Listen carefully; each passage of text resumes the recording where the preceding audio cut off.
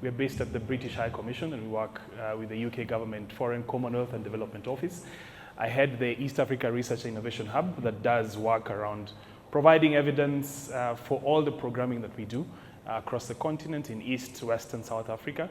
But we also support the research and innovation ecosystem strengthening in all those areas, and we do quite a bit of work around that. And as typical in the diplomatic world, I came with a written speech that I will try and read, but of course just veer off a little bit. But just to start by saying that AI is no longer an emerging technology. It's something that is here with us, and you know that much better than I do. We have the collective responsibility to make sure that we harness the benefits of AI, but also remain aware of the risks that can come with AI. So not to overlook one or the other. And the UK government has a very high priority on science, tech, and innovation, and of course AI.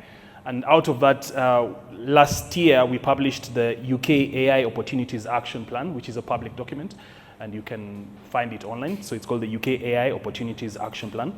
And what it does is that it sets out the UK's strategies to enhance AI, innovation, investment, and adoption across different sectors. But what it also does is that it provides us with an opportunity to think about how do we collaborate with other partners to be able to do AI. And there's a quote by the UK Science Minister that speaks to the collaborative bit of it, but there's one statement specifically that he says that I really like, and he says that genius is not bound by geography. So it doesn't mean that just because you come from a certain place, you're a genius, or that people from the global north are more genius than people from the global south. Genius is right here in this room. And everyone has the capability to contribute to this AI work. And in Kenya, we put a very strong emphasis on this collaboration, but specifically to make sure that it is equitable and inclusion. That's what our work focuses on. And I'd like to share a couple of examples of what we do around that. The first being that, so last year we launched the UK-Kenya AI Partnership Plan in collaboration with the Ministry of ICT, but also with Ambassador Thigo, that I'm sure most of you know. And we focused on three main areas. The first one is supporting the implementation of Kenya's AI strategy, its statement of principles on AI, and its data handling policy, particularly where it touches on safety, ethics, but also the standards. So that was the first thing that we focused on. And we continue to work with the Ministry of ICT and the Government of Kenya on this. The second bit is to make sure that we have a broader range of global voices in the AI discourse around the world. So we partner with Kenya and other countries around the work that goes on in AI around the globe, and Kenya is a very close partner with us for this. The third thing is that we launched the AI Challenge Fund, which builds partnerships between the UK and Kenya in order to work together to address common socio-ecological challenges that we face. And it's really good to hear what Geoffrey was talking about here. I'm a scientist by background, a basic scientist actually. And one of the reasons why I sort of deviated from working in the labs, I used to work in the labs and work in viruses, HIV, looking at infection models and what puts women at risk. And one time I was working and I got the chance to do some more public-facing data. So looking at infection between couples. So we would have samples from a man and a woman who are married and try to ask them, where did you get the infection from? So who came into the marriage with HIV infection? Is it something that happened within the marriage? Is it something that happened before? But we had also asked them questions to answer and tell us where the infection came from. And because of what they told us, it made me see beyond the viruses, not to say that basic science is bad, as Geoffrey said, but that there's opportunity and there's people behind this data. And that took me into public health. And eventually, when I was doing public health, one of the things that I realized is, as Geoffrey said, there's a lot of publications and data out there that never gets to the people who need to be able to make a difference. The policymakers, the politicians, the ministers, and stuff like that. And that sort of drove me into where I am right now, where we sort of make sure that all the data that is generated from science is seen by the right people in a format that they can very easily understand and use to make policies that makes people's lives better. Because at the end of the day, this is all about people. So that's what we do. And the objective of the AI Challenge Fund that I've just mentioned was to be able to develop new and exciting use cases that can demonstrate the potential that AI holds. And I'll mention a couple of examples that we are working on together. So bringing together UK institutions, education institutions, and Kenyan institutions to be able to answer the problems that are a challenge on both sides of the divide. Just to give you a taste of some of these collaborations, we have a partnership between USIU, the United States International University in Kenya, and Leicester University that is exploring the use of AI in detecting neglected tropical diseases. We have another partnership between the Office of National Statistics in the UK and the Kenya National Bureau of Statistics that is developing a chatbot that will improve access to statistical data and statistics that is important for development. We also have a partnership between the Alan Turing Institute in the UK and Dedan Kimathi University that is leveraging crowdsourced data to create open data platforms to support urban planning and sustainability and enhance the utility of the built environment. And then lastly, there's a partnership between Embu University and Coventry University. How often do you hear those two being talked about together, Embu and Coventry? I hope there's someone from Embu here, which is creating an AI-driven chatbot to promote HIV testing and status awareness among youth. So something that's very close to my heart, given the background that I gave you. And we are hoping to launch a second round of the Challenge Fund. And I will share those details when they come out with colleagues here. I hope that this can get to you, and I'm looking forward to getting applications from some of you to be able to contribute to this Challenge Fund in generating solutions that will be beneficial to us all. So for us, the focus in AI is about partnership and collaborations. That's really the core of what we do.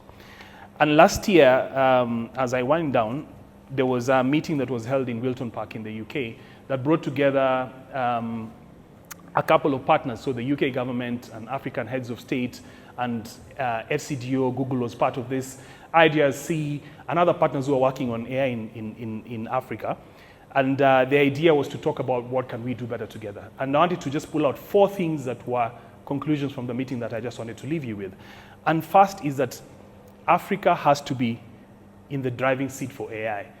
One of the principles that came out of the action plan that I was just mentioning to you is the ambition is to position the UK as an AI maker and not just as an AI taker.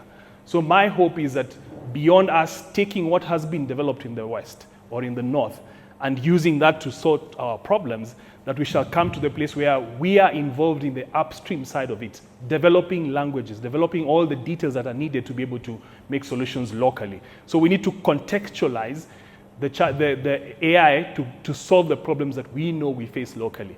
So that's going to be very important. So just think about that. And you are the people who are on the driving seat for this. It is you that we are counting on, not old people like me who has no idea about what to do there. So remember that. The second thing is around inclusion.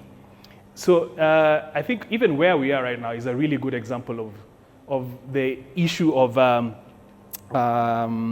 inequity in Kenya, for example. We are in a very nice neighborhood, but just up the road somewhere, just up the road over here, the situation is completely different. And there's some data from Oxfam that speaks to just general inequity in the population.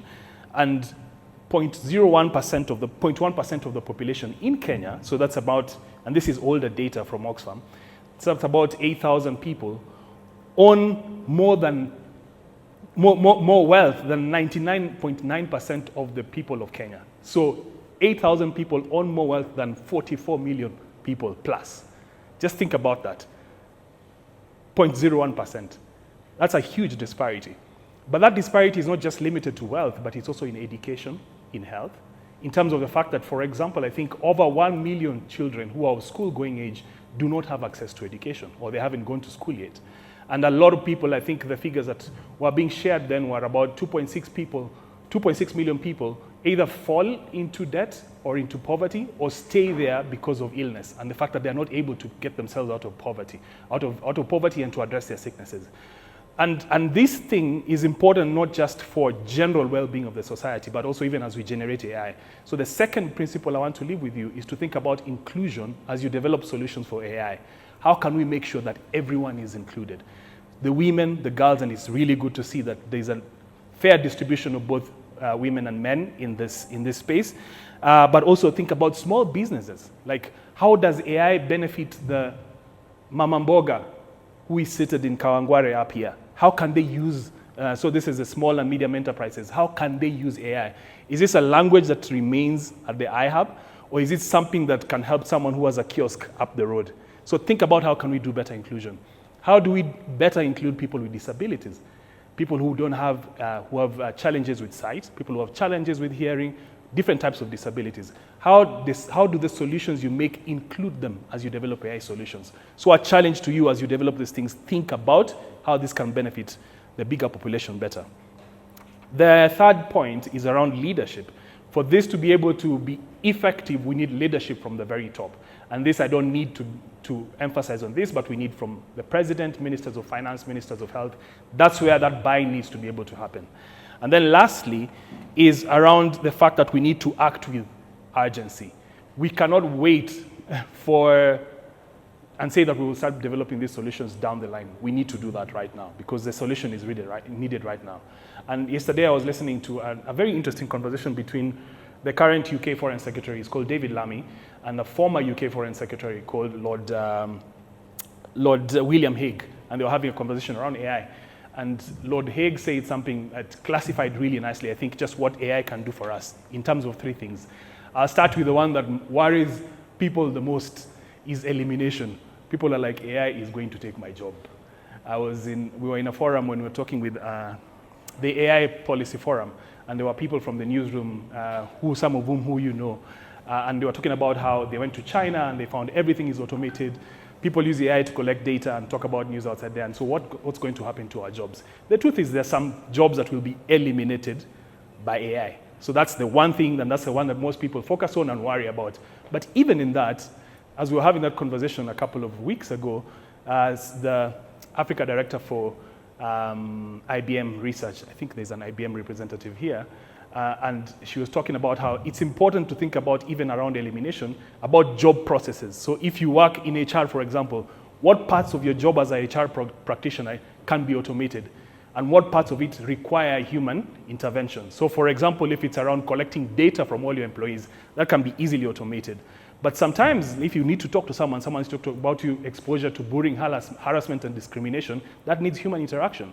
So if I'm a HR practitioner, I know what will go, and I need to upskill myself in what still needs face-to-face interaction, so that remains. So even as people worry about elimination, think about how can you, if you are not doing AI, how can you position yourself better to benefit from this AI conversation?